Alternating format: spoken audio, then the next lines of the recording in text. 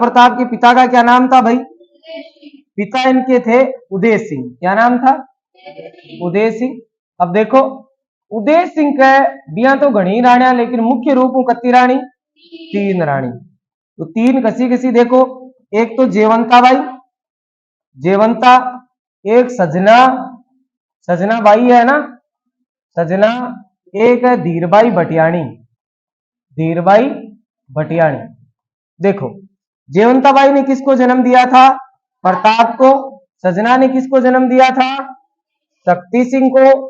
और उसके बाद में धीरबाई ने किसको जन्म दिया था? जगमाल को, जगमाल को। ठीक है, ये 3 रानियां थी मुख्य, और इन तीनों के 3 पुत्र। तो प्रताप जो है ये ज्येष्ठ नहीं थे, ज्येष्ठ जो थे वो थे जगमाल। तो जो उदय सिंह थे इन्होंने जगमाल को घोषित कर दिया उत्तराधिकारी।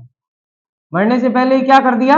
उत्तराधिकारी घोषित। यानी कि भाई उदय सिंह के मरने के बाद में राजा कौन बनेगा? जगमाल बनेगा। अब देखो, अब अगर आगे हम बात करें तो आगे देखिए आप कि राणा प्रताप का यहां देखो शासन क्या रहेगा? 1572 से 1597। ठीक है, प्रताप की फोटो दिख रही है आपको, लंबी चौड़ी मूछे है, हाथ में भाला है। ये भाला जो है ना, ये कितने किलो का है पता है आपको? 80 किलो का है। कितने किलो का है? 80 किलो का है, याद रखना। और ये यहाँ कवच पहन रखा है। ये जो कवच है इसका वजन बताया जाता है 72 केजी। कितना बताया जाता है? 72 किलो का। ठीक है, अब देखो कतो ताकतवर हुआ कर तो होतो को नहीं होतो, है ना। भालो 80 किलो को, कवच है जो 72 किलो को। अब आपने कहने छोरा बैठे मूर्तियां अन कह देगा महाराणा प्रताप वालों भालो उठार मेल लो है, तो कई मेल दी या तो सागे मिल जाए भाले के हैं। हाँ, पेट खराब और कर दी। आगे देखो, तो ये मिटा दूं, समझ में आ गया? अब देखिए, अब बात करते हैं आगे। तो राणा प्रताप जो थे वो ज्येष्ठ पुत्र नहीं थे, इसका मतलब जगमाल उत्तराधिकारी था। अब जगमाल उत्तराधिकारी था तो ध्यान में आप रखोगे 28 फरवरी 1572 को उदय सिंह की मृत्यु हो गई। किसकी मृत्यु होती है? उदय सिंह की मृत्यु, याद रह जाएगा। उदय सिंह की मृत्यु हो गई। दिन था होली का, एकमात्र होली के दिन मरने वाला शासक तो कौन था? उदय सिंह।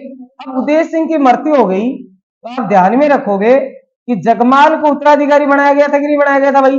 बनाया गया था। तो जगमाल कहां चला गया? कुंभलगढ़। कहां चला गया? कुंभलगढ़ी। क्यों भाई? चित्तौड़ क्यों कौन गए हो? क्योंकि मेवाड़ के शासकों का राज तिलक किस किले में होता था? कुंभलगढ़ में। तो आप ये भी कह सकते हो मेवाड़ शासकों का राज तिलक, मेवाड़ शासकों का राज तिलक किस किले में होता था विद्वानों? कुंभलगढ़ में होता था। ये ध्यान में रखोगे। अब देखिए, अब कुंभलगढ़ है इसे कहा जाता था मेवाड़ की संकटकालीन राजधानी, मेवाड़ की संकटकालीन राजधानी। ठीक है, कालीन राजधानी, ये भी आप ध्यान में रखो।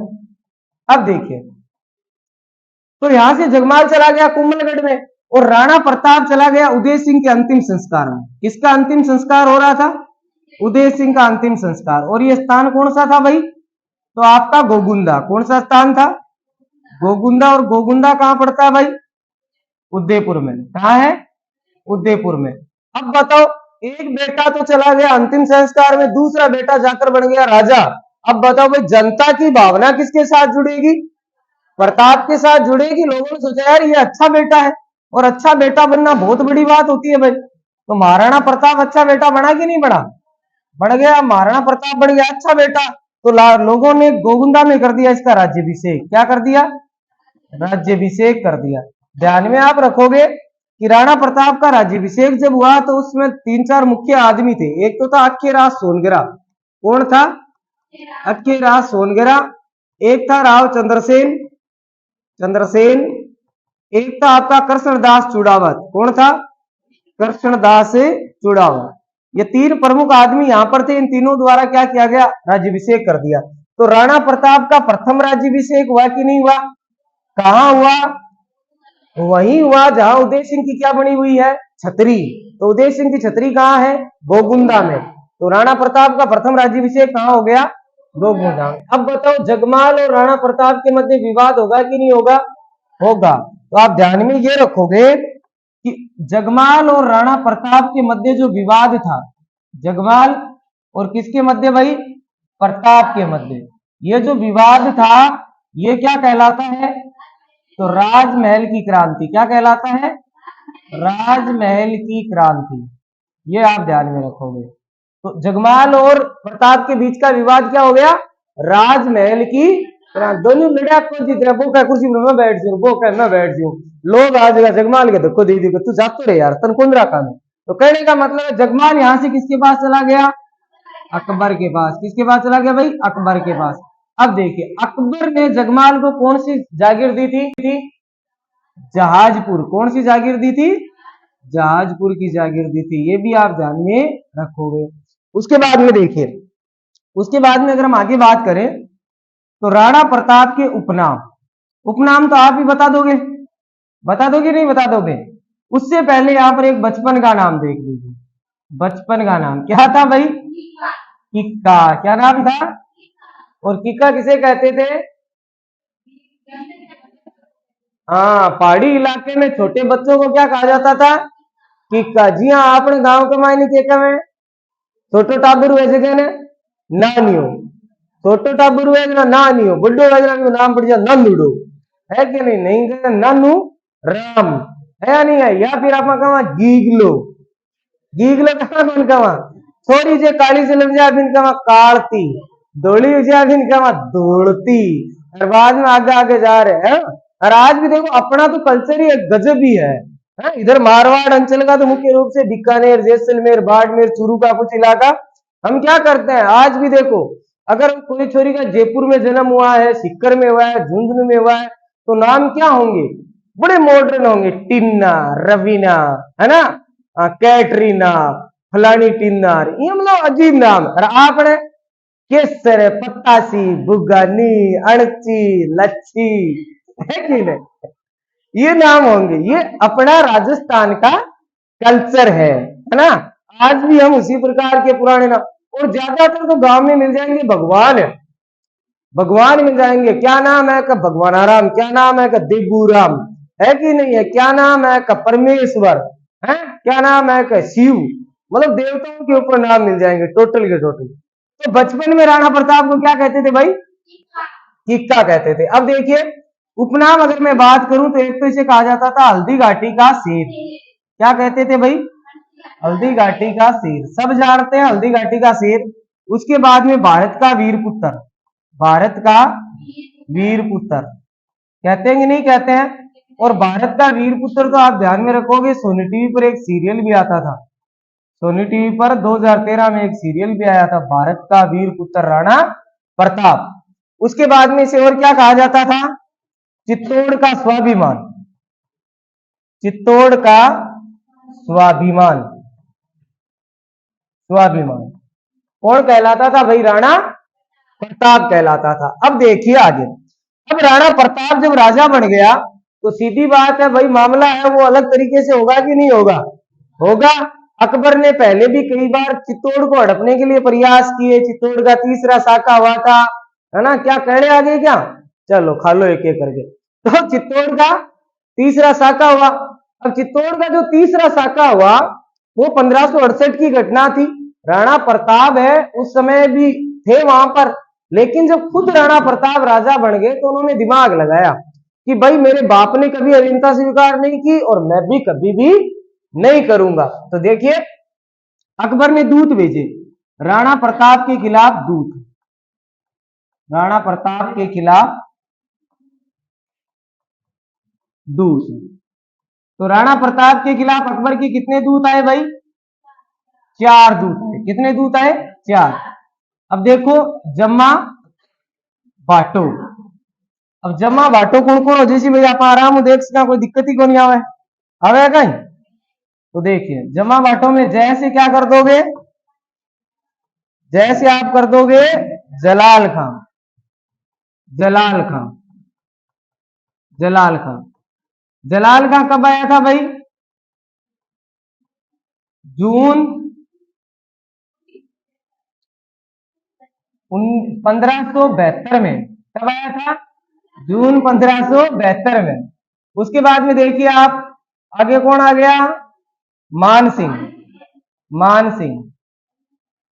मान सिंह आया कब आपका? जनवरी 1573 में। उसके बाद में देखिए अगला कौन आया? भगवत दास। भगवत दास ये आया सितंबर 1573 में, सितंबर 1573 में। उसके बाद में टोडरमल, टोडरमल, तो टोडरमल आया दिसंबर या नवंबर भी आता है कई जगह 1573। मतलब चारों आ गए, चारों ने प्रयास कर लिया, वो कह यार जिनका स्वीकार कर ले, कोई क्यों का जलाल खां कह मैं मार देश और काट देश अरिया कर देश अरबिया कर देश। मान सिंह आयो वो कह गया यार आपा भाई भाई है यार, मान जी आ गए। बच्चे भगवंता से बोले यार मन छोरू यार गए तेरे का ना मां आ गया है आपा कौन करा भाई। अब बचा कौन? टोडरमल। ऑफिस वालों आज नहीं ओके यार क्यों ले गए फलटा ले गए, आपने तो आज प्रवृत्ति रेडी है वर्षों साल रही, आपने तो खुद में ही भ्रष्टाचार है कि नहीं है? मतलब आप घटे ही चला जाओ 200 विकेट काम हुआ है खुद नहीं हुआ है भाई। 200 नहीं माने 500 मांगे, 500 मुझे नहीं मांगे तो 1000 में माने, है कि नहीं है? और 1000 में जो नहीं माने तो और ज्यादा मांगे, लास्ट में क्या ही नहीं माने तो यूं तो जरूर मांगे, मानने को माना। हाँ बस ये पिला तो काम खत्म। सोमरस का पान करने के बाद हिंदुस्तान में कोई भी काम हो जाता है। तो अब देखिए मान सिंह, जलाल खां, ये चारों आ गए। अब देखो मान सिंह आया 2 बार, कितनी बार आया? 2 बार। मान सिंह जब दूसरी बार आया तो मान सिंह को ठहराया गया कहां पर भाई? तो आप ध्यान में रखोगे कहां पर ठहराया गया था? उदय सागर झील पर। कौन सी झील पर? उदय सागर झील पर। और उदय सागर झील पर मान सिंह से मिलने कौन आया था? अमर सिंह। कौन आया था? अमर सिंह। ये बात मैं आपको पहले ही बता चुका कि अमर सिंह आया। तो अमर सिंह से आते ही मान सिंह ने कहा कि तेरा बाप कहाँ है? बोला यार पिताजी का तो सर दर्द कर रहा है, वो सो गए, गोली गाली देर सो गए, पैरासीटामोल ले ली और सो गए हो गए, अब को नहीं आवे। अब भाई साहब मान सिंह को गुस्सा आ गया, बोले साड़ो तुम्हें शर्म नहीं आती है? इतने बड़े आदमी आया तेरे बाप से मिलने और तुम होगी सो रहे हो घर पे। बोले कह दियो ना, रोड़ो ना करो ना मान सिंह जी, थारे कोई चाह पानी नाश्ते की व्यवस्था करनी है या फिर राजस्थान में चित्तौड़ का मैंने एक और भी अड़ूंगा मैं थाने ठावे तो, है ना? हाँ आजकल तो एमपी ज्यादा आवे लागो, तो भाई साहब वो भी मिलता है, वो दवाई दे देंगे तो आराम से लो और मजे करो। मान सिंह ने कहा ना नहीं नहीं नहीं, जब अब की बार आऊंगा तो तेरे और तेरे बाप दोनों का सिर ठीक करके जाऊंगा। अब भाई साहब वहां पर पास में झाला पिता है, झाला मन्ना खड़ा था, वो बोला बोला मान सिंह जी अब की बार आओ तो अपने फूफा जी को भी लेकर आना। किसको लेकर आना? फूफा जी को। और हमारे अंडर में एक सोजत पाली आती है और वहां की मेहंदी प्रसिद्ध है, तो अपनी बुआ जी के लिए मेहंदी भी लेकर जाना गए यहाँ से, है ना? क्योंकि मेवाड़ी मुगलों के पास तो होगी नहीं मेहंदी अच्छी, हमारे यहाँ मिलती है। हम तुम्हारा जब दोनों आओगे ना तब बताएंगे कि हम क्या तोप है। अब बताओ मान सिंह का गुस्सा बढ़ा कि नहीं बढ़ा? पारा साथी यहां से ठाकुर फाड़ूर बगादुरिया कर उड़ियो अकबरगंज। किसके पास जाएगा भाई? अकबर के फूफा के पास गया कि नहीं गया? अब फूफो जी बैठा मैगजीन दुर्ग में। कौन से दुर्ग में? मैगजीन दुर्ग अजमेर। अजमेर में बैठे थे फूफा जी। अब जाते ही भाई साहब ये बोला बोला बोला मुझे मैं करूंगा, ऐसा कर दूंगा और वैसे कर दूंगा और मार दूंगा और फाड़ दूंगा। मतलब कहने को मतलब वो है कि उबाल आ गयो एकदम ही खून के मायना मार दी हूं, है ना? जी हाँ थाने ठा कई बार गांव में लड़ाई बने ना बटोड़ा तो कह रहन दो घर 18 16 साल का छोरा मैंने जका लड़ ली भाजे पहली का मैं मार दे। अरे भाई तू डेट जा सेम कहानी मान सिंह है। अब देखिए अकबर ने कहा बोले चाहता क्या है? बोले राणा प्रताप के खिलाफ जब भी युद्ध होगा तो उसका नेतृत्व मुगल सेना का कौन करेगा? मान सिंह करेगा। तो अकबर ने कहा चलो ठीक है कर लेना। अब देखिए मुगलों ने हल्दी घाटी युद्ध की योजना कहां बढ़ाई? मैगजीन दुर्ग में बढ़ाई। मुगल सेना का नेतृत्व करता किसे बनाया गया? मान सिंह को। अब देखो आगे आगे अगर हम बात करें तो गजब युद्ध होगा कि नहीं होगा भाई? युद्ध कौन सा हुआ? हल्दी घाटी युद्ध। कौन सा युद्ध हुआ? हल्दी घाटी युद्ध।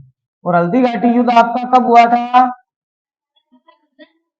देखिए हल्दी घाटी युद्ध हुआ आपका 18 जून 1576 को, ठीक है?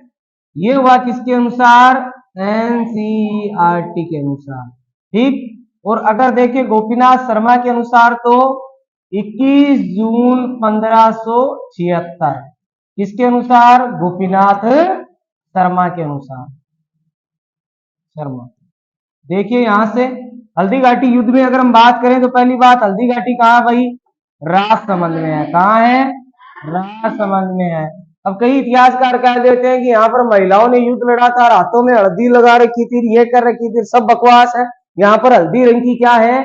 पहाड़ियां हैं, छोटी छोटी है, उनका रंग थोड़ा सा हल्दी कलर का है, इसलिए हल्दी घाटी कहलाती है। राजसमंद में है।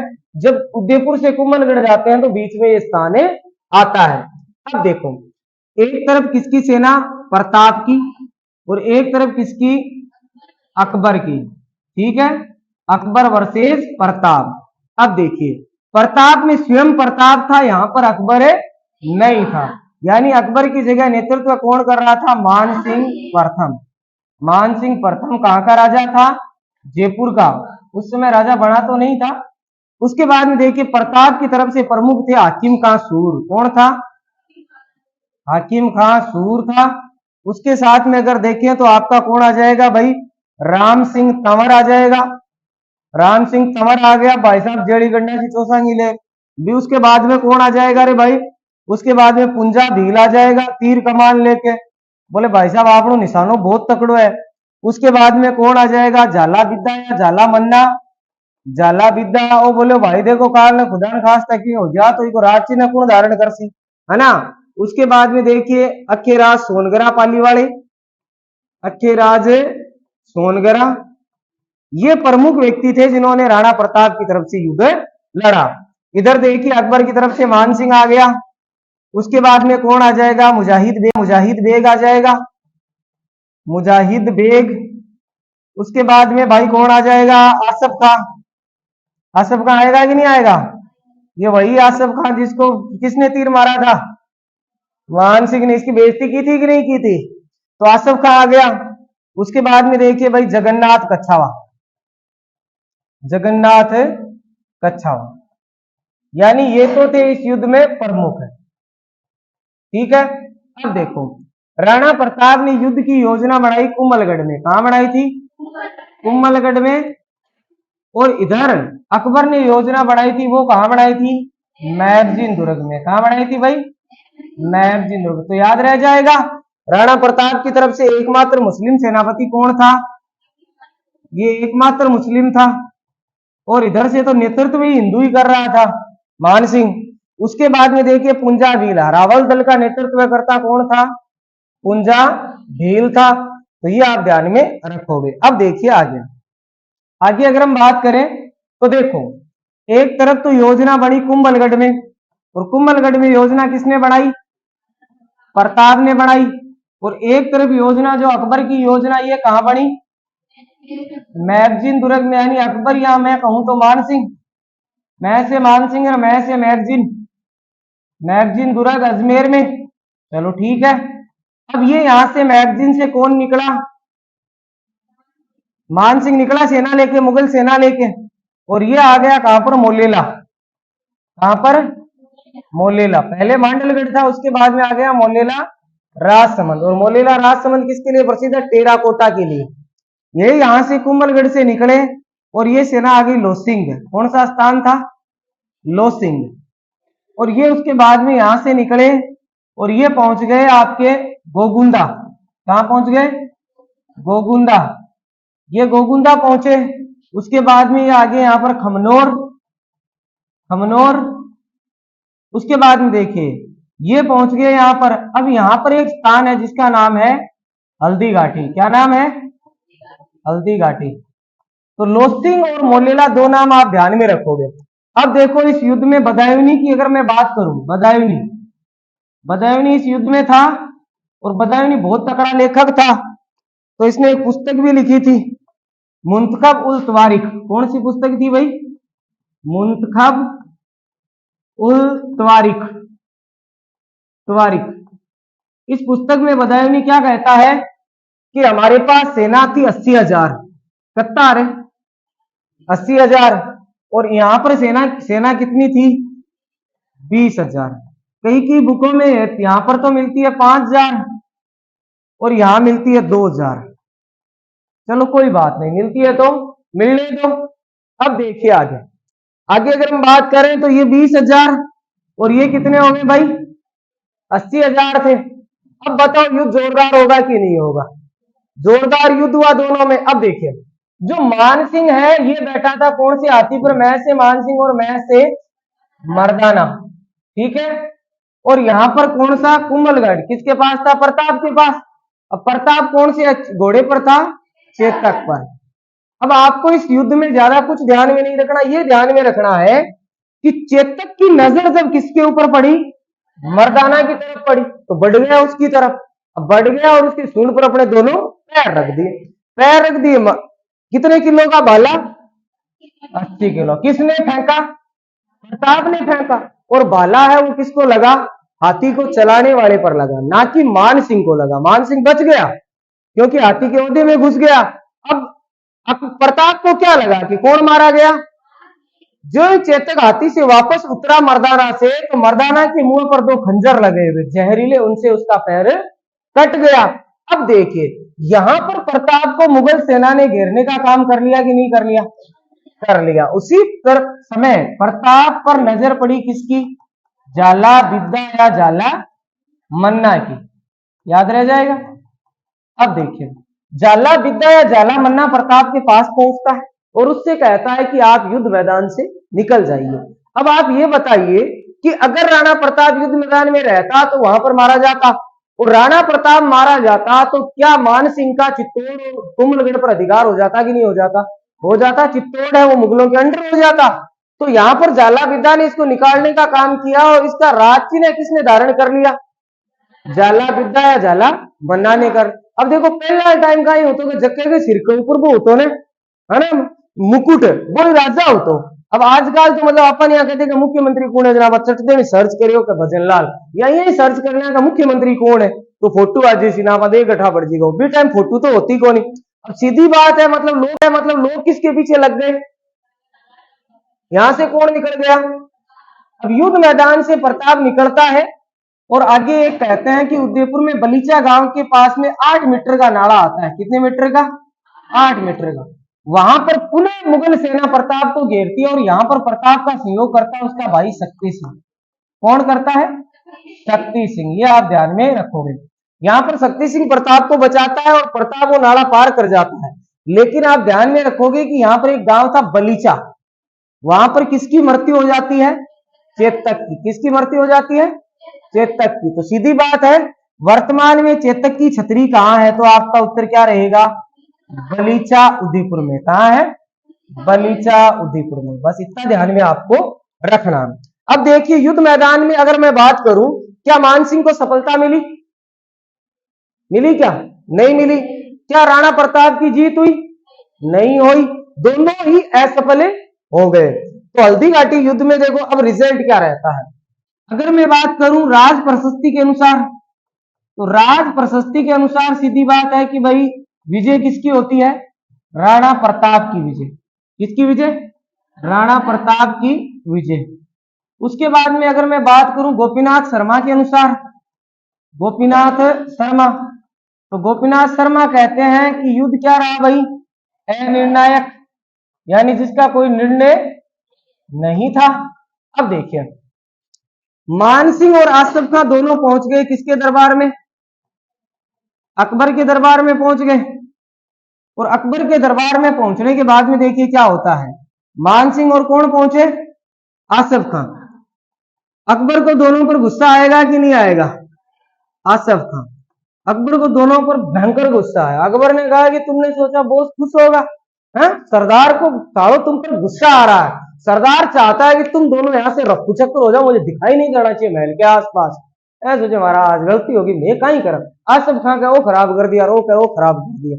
मान अकबर के कांड उड़ूना, दोनों को दरबार से निकाल दिया गया और किन अभियानों पर भेज दिया गया? बंगाल और बिहार अभियानों का। ये आप ध्यान में रखोगे, ठीक है। अब देखो आगे आगे अगर मैं बात करूं तो हल्दी घाटी युद्ध के उपनाम, हल्दी घाटी युद्ध के उपनाम कौन कौन से थे? तो नंबर 1 इसे कहा जाता है हाथियों का युद्ध। क्या कहा जाता है भाई? हाथियों का युद्ध। और उसके बाद में हाथियों का युद्ध इसे किसने कहा? कर्नल जेम्स टोड ने कहा था। राजस्थान इतिहास के विषम पितामह कहलाते हैं टोड। तो हाथी कौन कौन से? तो देख लीजिए, एक तो आपका राम प्रसाद, राम प्रसाद जो किसके पास गया था युद्ध के बाद में? अकबर के पास गया था, लेकिन था किसका? अकबर ने इसका नाम क्या रखा था? पीर प्रसाद। क्या रखा था? पीर प्रसाद और कहा कि अल्लाह का तोहफा है। किसका दिया हुआ तोहफा भाई? अल्लाह का तोहफा है। कौन सा तोहफा है? अल्लाह का। कौन है? पीर प्रसाद हाथी है। अब देखो उसके बाद में देखो एक आता आपका मर्दाना। मर्दाना है ये किसका था? मान सिंह का। किसका था? मान सिंह का। उसके बाद में देखिए राणा प्रताप का एक लूणा। लूणा भी किसका? हाथी प्रताप का। उसके बाद में देखिए गजमुक्ता। गजमुक्ता, गज प्रसाद और एक था रण मंदार। ये तीनों हाथी भी किसके थे? अकबर के। किसके थे? अकबर के। तो हल्दी घाटी युद्ध में प्रमुख हाथी कौन कौन से हो गए? राम प्रसाद, मर्दाना, लूणा, रणमंदार, गजमुक्ता और गज प्रसाद। एग्जाम में क्वेश्चन भी पूछा जा सकता है। अब देखिए हाथियों का युद्ध किसने बता दिया था? कर्नल जेम्स टोड ने बता दिया था। अब आ जाइए यहां पर, अगर मैं बात करूं तो यहां पर इस युद्ध को क्या कहा गया भाई? खमनोर का युद्ध। क्या कहा गया? खमनोर का युद्ध। और खमनोर का युद्ध करने का काम किसने किया था? अबुल फजल ने। किसने किया था? अबुल फजल ने। उसके बाद में इसे क्या कहा गया? गोगुंदा का युद्ध। कौन सा युद्ध? गोगुंदा का युद्ध। बड़ा याद रहता तुम्हें से। ये किसने बताया था? बदायूनी ने। और ये बदायूनी आया किस लिए था? हिंदुओं के खून से अपनी दाढ़ी धोने के लिए और स्नान करने के लिए। बोले मरेंगे तो कौन मरेंगे? हिंदू। कहते हैं चलते युद्ध में आसिफ कहां से बोला? बदायूनी। बोले यार जब शुरू में पहले मतलब युद्ध चल रहा था तो राणा प्रताप हावी था। उसी समय मेहतर खां नाम के व्यक्ति ने झूठी अफवाह फैलाई। क्या नाम था? मेहतर खां। इसने अफवाह फैलाई कि अकबर स्वयं युद्ध में सेना लेकर अबुल फजल ने। उसके बाद में इसे क्या कहा गया? गोगुंदा का युद्ध। कौन सा युद्ध? गोगुंदा का युद्ध। बड़ा याद रहता तुम्हें से। ये किसने बताया था? बदायूनी ने। और ये बदायूनी आया किस लिए था? हिंदुओं के खून से अपनी दाढ़ी धोने के लिए और स्नान करने के लिए। बोले मरेंगे तो कौन मरेंगे? हिंदू। कहते हैं चलते युद्ध में आसिफ कहां से बोला? बदायूनी। बोले यार जब शुरू में पहले मतलब युद्ध चल रहा था तो राणा प्रताप हावी था। उसी समय मेहतर खां नाम के व्यक्ति ने झूठी अफवाह फैलाई। क्या नाम था? मेहतर खां। इसने अफवाह फैलाई कि अकबर स्वयं युद्ध में सेना लेकर आ रहा है, वो भी शाही। तो उसके बाद में क्या हुआ कि जो भाग रहे थे वो रुक गए। तो सारे एक जगह हो गए। बदायूनी ने कहा तीर किस पर चलाऊं? तो आसिफ खान ने बोला जो मन करे उस पर चला, मरना तो हिंदू ही है भाई। मारने वाले हिंदू है और मरने वाले हिंदू है, चाहे किधर से ही मरे और चाहे किधर से ही मारे, तो हमारा क्या जाता है? तू तो आंख बंद करके तीर चला, है कि नहीं है? तो बस वही कहानी थी। तो बदायूनी ने क्या कौन सा युद्ध बताया? गोगुंदा का युद्ध बता दिया। तो याद रह जाएगा भाई। एक इसे कहा जाता है बादशाह बाग का युद्ध। कौन सा युद्ध? बादशाह बाग युद्ध। और बादशाह बाग युद्ध किसने कहा था भाई? आदर्शी लाल श्रीवास्तव ने। किसने कहा था? आदर्शी लाल श्रीवास्तव। याद रह जाएगा। बस ये था आपका हल्दी घाटी युद्ध। अब देखिए आगे अगर मैं बात करूं तो हल्दी घाटी युद्ध के बाद में राणा प्रताप की जो राजधानी रही, हल्दी घाटी युद्ध के बाद में राणा प्रताप की अस्थायी जो राजधानी थी, अस्थायी, वो थी कौन सी? आवरगढ़। कौन सी थी? आवरगढ़। और उसके बाद में राणा प्रताप की जो स्थायी राजधानी बनी वो बनी चावंड। कौन सी बनी? चावंड। और चावंड रही आपकी 1585 तक। कब तक रही थी? 1585 तक। हल्दी घाटी युद्ध के बाद अकबर ने उदयपुर पर आक्रमण किया और उदयपुर का नाम बदलकर क्या कर दिया था? मोहम्मदाबाद। क्या कर दिया था? मोहम्मदाबाद कर दिया था। तो ये आपको याद रह जाएगा भाई, अच्छे से याद रह जाएगा। अकबर ने उदयपुर का क्या नाम किया था? मोहम्मदाबाद किया था। तो ये था हल्दी घाटी का युद्ध और राणा प्रताप। आपको ध्यान में रखना, एक एक चीज ध्यान में रखनी है। युद्ध कब हुआ, कैसे हुआ, कहां से हुआ। अक्सर एग्जाम में इस प्रकार के क्वेश्चन पूछे जाते हैं। तो आज की क्लास में इतना ही, बाकी करेंगे।